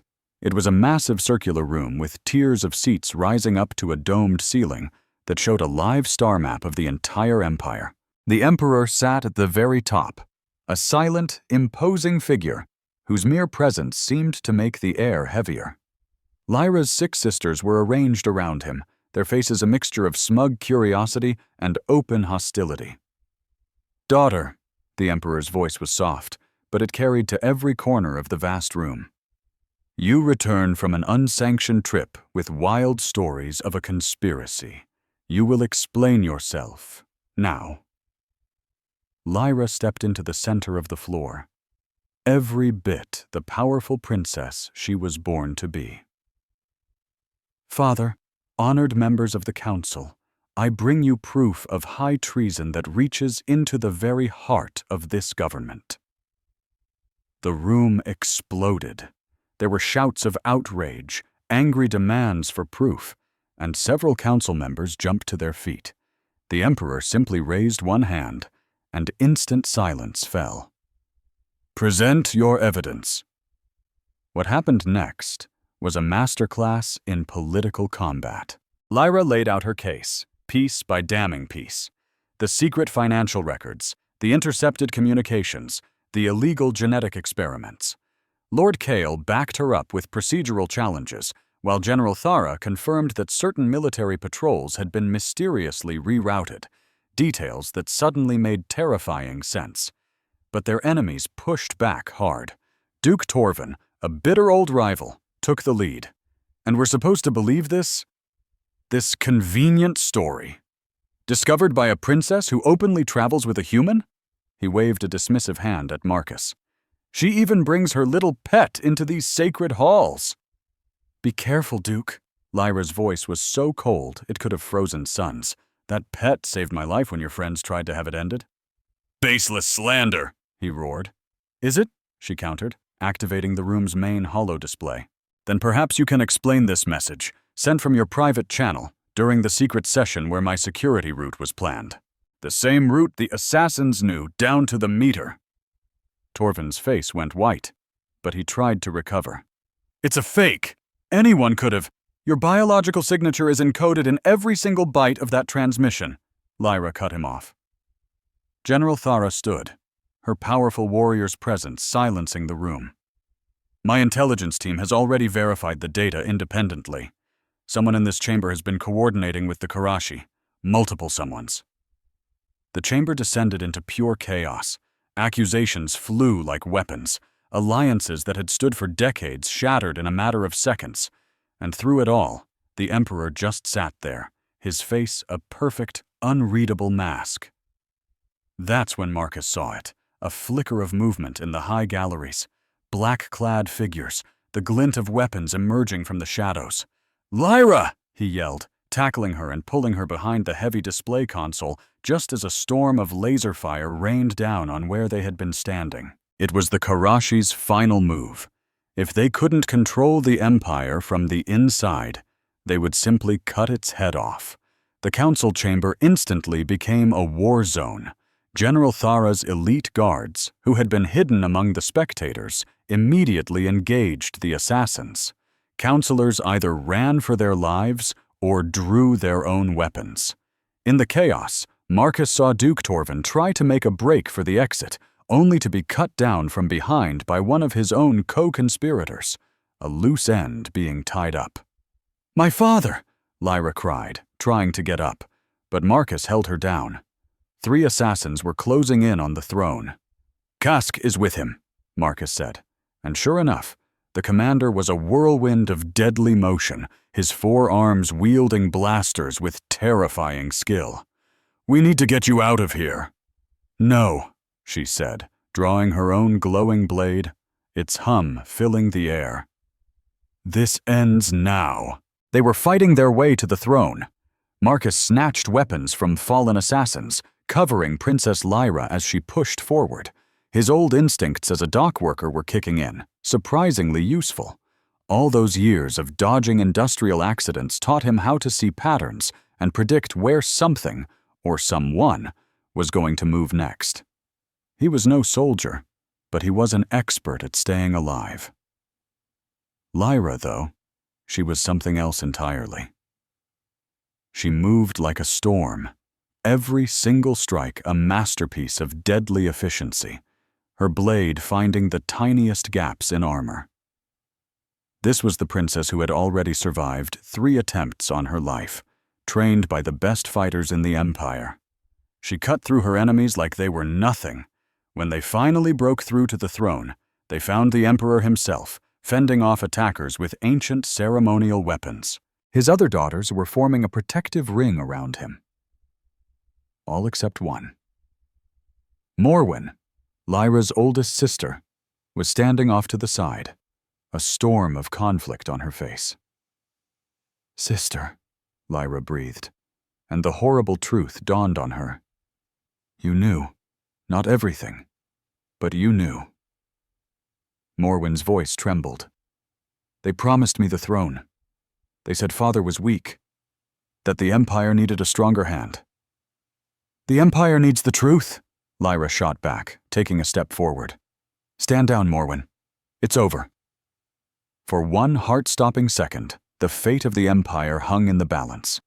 Then Morwen's weapon clattered to the floor as she collapsed to her knees. Just then, security forces swarmed in, taking down the last of the assassins. "Enough!" the Emperor's voice boomed, cutting through the chaos. "The conspiracy is exposed. The guilty will be judged." His eyes landed on Lyra. "You have served the Empire well, my daughter." "I serve the truth, father. It's a good day when they're one and the same." Then he turned his full attention to Marcus. "And you, human, you protected something precious to this empire. Name your reward." Marcus felt the crushing weight of that moment. The entire Imperial Council was silent, waiting. He could ask for anything: riches, a title, unimaginable power.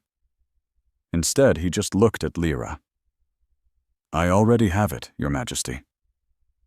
The Emperor's expression softened into what might have been approval. "Indeed. Counselors, we have much to do. The Karashi threat ends today, but the work of rebuilding begins. Princess Lyra will lead the investigation, with my full authority." "Father, you have proven yourself, daughter. It's time you became more than just a symbol." He stood, and the entire room bowed. "Council is adjourned. See to your wounded. Honor your dead. Tomorrow, we start to reshape the Empire." As everyone filed out, Lyra found Marcus's hand. "You could have asked for literally anything." "I don't want anything," he said simply. "Just you."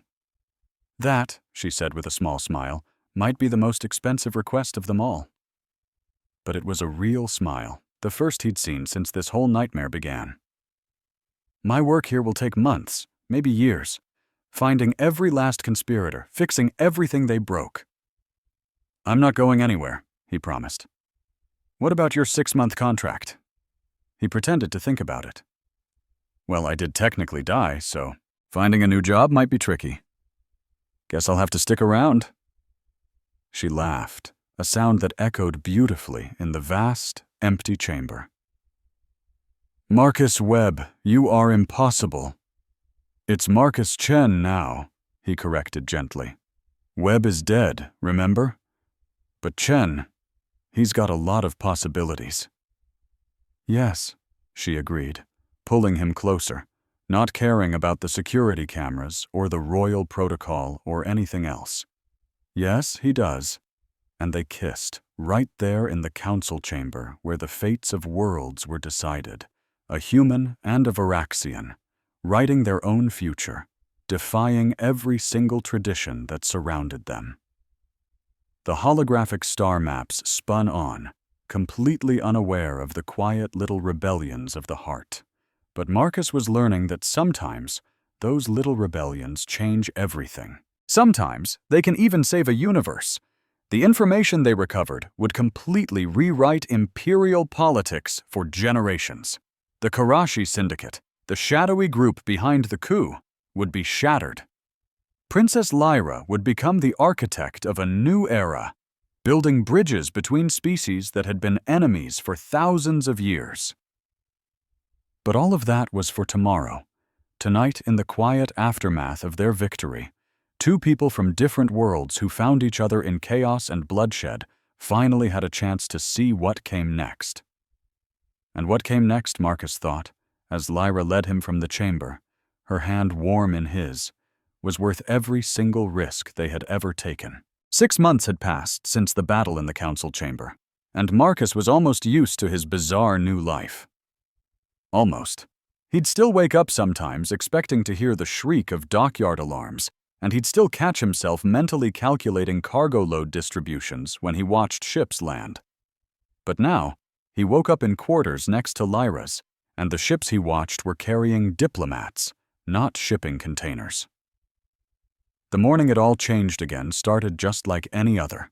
Marcus was going over security protocols with Cass, the four-armed head of security. Their relationship had gone from mutual distrust to a sort of grudging respect. Suddenly, alarms blared through the palace. "Priority 1 alert," Cass announced, his hands already grabbing for his weapons. "Duke Corvin's fleet just entered the system." A chill went down Marcus's spine. Duke Corvin. He was Morwen's husband and the last big-time Karashi sympathizer with any real power. He'd been laying low in self-imposed exile ever since the conspiracy was exposed, but intel reports said he'd been gathering an army. "How many ships?" Marcus asked, already sprinting toward Lyra's chambers.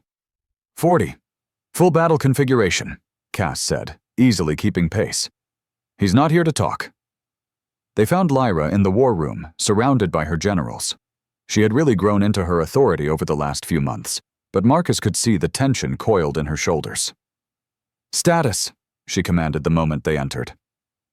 "Corvin is demanding the release of all imprisoned conspirators," a general reported. "And your sister Morwen, who he claims is being held illegally." "She's under house arrest until her trial," Lyra snapped. "That's hardly illegal." She stared at the tactical display. "What's the response time for our fleet?" 6 hours for a full deployment, but Corvin will be in firing range in 4. He timed this perfectly." She looked around the room. Options. The debate that followed was intense. Some argued for an immediate attack, while others pushed for a diplomatic solution. But Marcus realized none of them were suggesting the one thing that seemed obvious to him. "You could give him what he wants," he said quietly. The room went dead silent. Every pair of eyes, from shocked to outright hostile, turned to him. "Explain," Lyra said, her voice perfectly neutral. "Don't actually give him Morwen or the prisoners. Just make him think you will. Buy time for the fleet." Marcus walked over to the holographic display. "Corvin is arrogant. He's expecting you to either fight him head-on or fold completely. So give him a third option he didn't plan for. Negotiation. Meet him face to face." "Absolutely not," Cass cut in. "The risk is mine to take," Lyra finished, her eyes fixed on Marcus. "He's right. Corvin's pride is his biggest weakness. He'll jump at the chance to grandstand, to try and humiliate me in person." A cold smile touched her lips. "Let him try." "Your Highness," General Thor protested. "Meeting him on his ship would be suicide." "Not his ship," Lyra said, already thinking 10 steps ahead. "Neutral ground. The old peace station at the edge of the system. We'll take a small, non-threatening escort. Meanwhile, you get the fleet into position for a rapid strike." "I'm coming with you," Marcus said. It wasn't a request. "No." Her answer was instant. "You're too valuable." "As what? Your pet human? The reformed dock worker?" He stepped closer, lowering his voice so only she could hear. "Lyra, we both know Corvin won't honor any deal. When this goes sideways, and it will, you'll need someone who doesn't think like an imperial general." He could see her wanting to argue, but 6 months of being together had taught them both when to push and when to trust the other's instincts. Fine, she relented, but you follow my lead. She turned back to the room. Prep my shuttle. Minimal escort. General, start moving the fleet, but keep them out of sight. I want options, not a provocation. 2 hours later, Marcus was standing next to Lyra on the shuttle, watching the old peace station get bigger in the viewport. It was ancient, built long before the Empire, a piece of neutral territory held sacred by treaty. You know this is a trap, right? He said. Of course it is, she replied. But sometimes the best way to deal with a trap is to walk right into it. She checked her weapons, a ceremonial blade at her hip and a very non-ceremonial plasma pistol tucked away. Besides, I've got you. My good luck charm. I prefer tactical advisor. I prefer the human who can't seem to follow basic safety protocols. But she was smiling when she said it. The docking was flawless. Their small security team fanned out, taking up defensive positions. The station's interior was bare and functional, and waiting for them in the central chamber was Duke Corvin, flanked by a dozen guards, already breaking their agreement on security limits. Little princess, Corvin sneered. He was exactly what Marcus had pictured. Tall, arrogant, and radiating the kind of smug power that comes from a life of never being told no. Come to beg for your throne, Duke Corvin? Lyra's voice was so cold, it could have frozen stars. I came to offer you one last chance to surrender with dignity. Corvin laughed, and his guards laughed with him. You? A half-blood princess who dirties herself with a human? The Empire deserves better. The Empire deserves the truth, she shot back. Something you and your Karashi masters could never understand. The Karashi had a vision. Corvin's composure finally cracked. A pure empire, a strong empire, not one weakened by lesser species and their inferior genetics. Inferior? Lyra's smile was pure danger. You mean like the inferior human genetics that saved my life? The ones that gave us the cure for your Karashi bioweapon? She took a step forward. Your vision is built on lies, Duke, and lies always crumble. Enough! Corvin shouted, motioning with his hand. His guards raised their weapons. You will order the release of my wife and our allies. You will abdicate your position, or you will die right here. Counteroffer, Marcus said, and every head in the room snapped toward him. You lower your weapons, surrender your fleet, and get to spend the rest of your life in exile instead of being executed. Corvin just stared at him. The pet speaks. How amusing. And then the lights went out. In the total darkness, Marcus moved. It took 6 months of Kask's brutal training on top of a lifetime of instincts learned on the loading docks. He wasn't faster than the Duke's elite guards, but he knew exactly where they were going to be, how they would move. His stun baton, a simple weapon he'd smuggled past sensors looking for high-energy blasters, found its mark every single time. The emergency lights flickered on, painting a chaotic scene. Half of Duke Corrin's men were already down. Lyra had her blade pressed to the Duke's throat while Marcus covered the rest. This is impossible, Corrin choked out. Improbable, Lyra corrected him, her voice cold as steel. But I'm learning to appreciate the improbable. She pushed the blade just a little closer. Order your fleet to stand down. He sneered. You think this changes anything? My ships are about to be engaged by the Imperial fleet, which jumped into the system the second we arrived on this station. She just smiled at his shock. You're not the only one who can plan ahead, Duke. Just then, the whole station shuddered as warning shots flashed across the bow of Corrin's flagship. Stand down! General Thor's voice boomed through the chamber's comm system. Or be destroyed! Corrin's face was a storm of rage, disbelief, and finally, crushing defeat.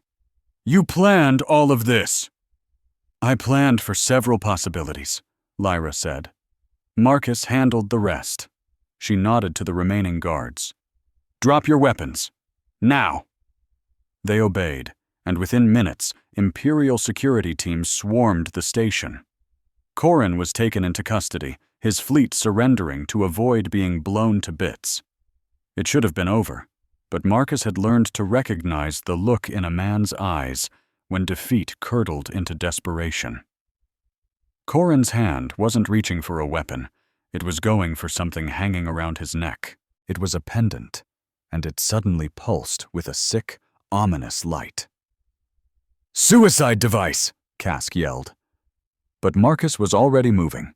He slammed into Lyra, tackling her behind a console just as the pendant erupted.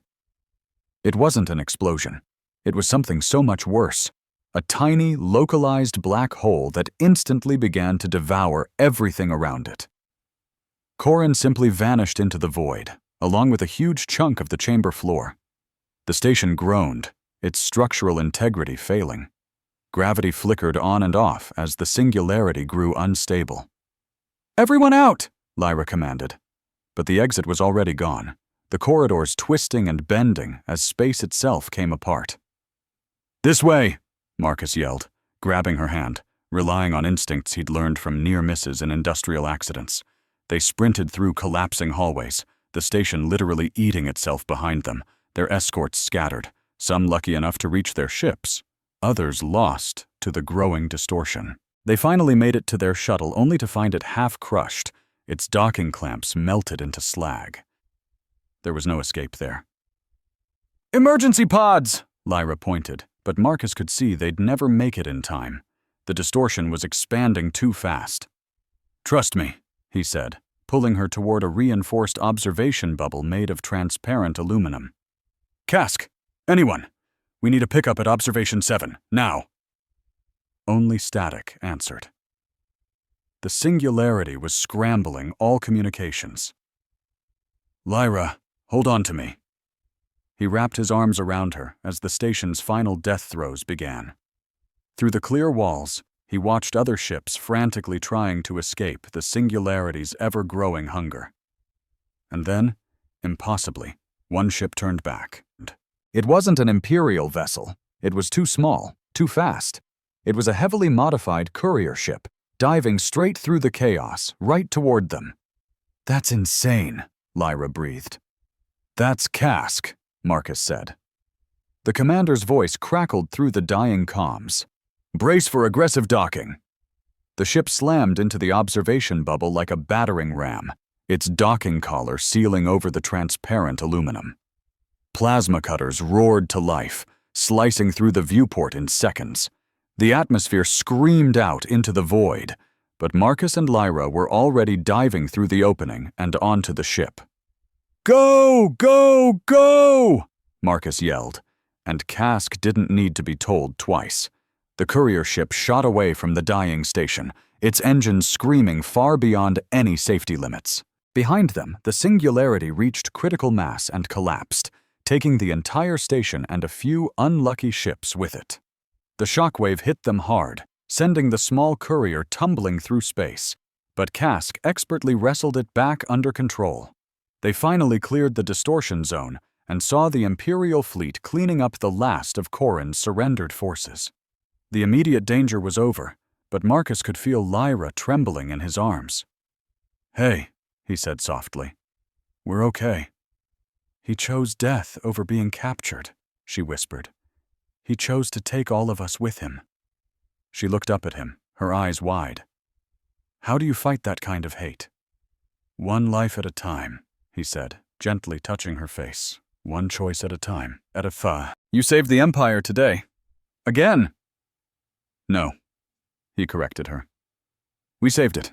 You and your impossible plans." She managed a weak smile. "Attacking a dozen guards with a stun baton seemed like a good idea at the time. Everything seems like a good idea to you at the time."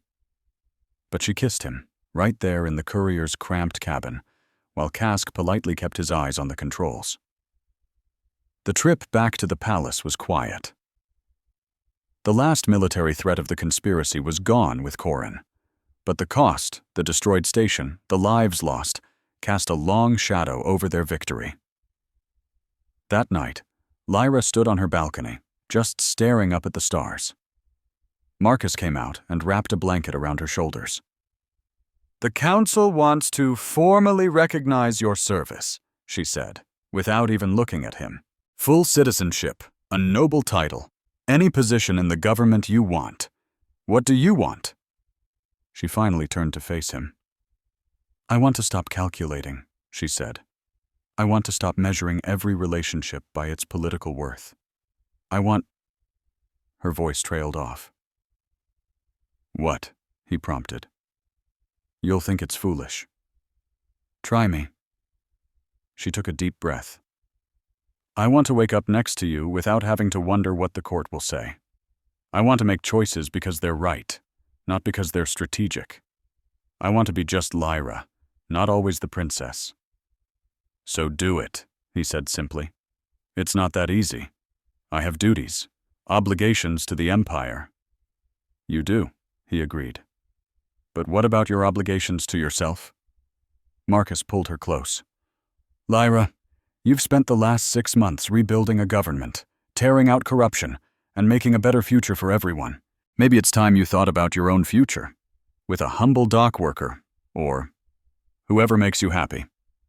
Though I hear dock workers are very popular this season."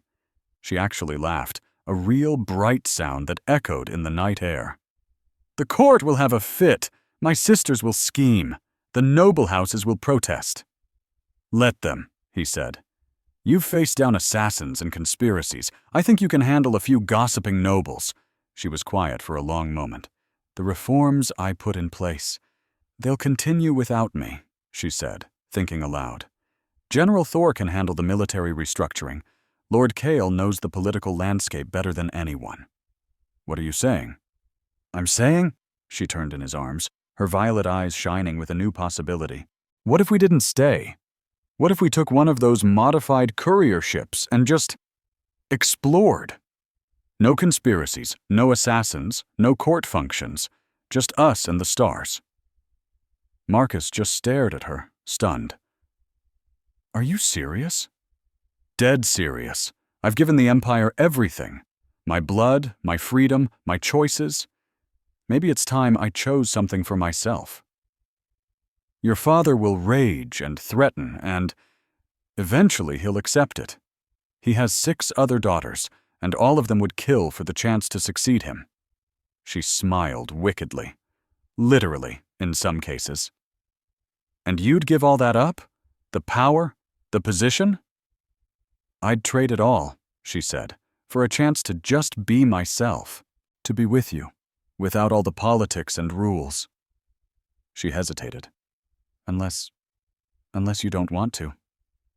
He silenced her with a kiss that said everything he couldn't put into words. When they finally broke apart, they were both breathless. "When do we leave?" he asked. "Is tomorrow too soon?" "Tomorrow's perfect." They spent the rest of the night planning, figuring out which ship to take, what they'd need, where they might go first. Lyra's excitement was contagious. Years of rigid self-control were melting away, revealing the adventurous spirit she'd kept hidden. When they told Cask, he just sighed. "I figured this was coming. Your ship is already being prepped." "You're not going to try and stop us?" Marcus asked. "Would it do any good?" Cask studied them both. "You've done your duty, Highness. Both of you. The Empire is safer because of what you did. Maybe it is time you found your own way." Cask cleared his throat gruffly. "Now go, before I remember that I'm supposed to be loyal to the throne above all else." The next morning, they stood in a private hangar, a sleek courier vessel waiting for them. Lyra had left behind detailed instructions to continue her reforms and messages for the few people who mattered. Marcus didn't have much to leave behind. "Ready?" she asked, her hand finding his. "I've been ready since the night I carried you through those service tunnels." She smiled, looking radiant and completely free. "Then let's go see what's out there." They boarded the ship together, and this time Lyra took the pilot's seat.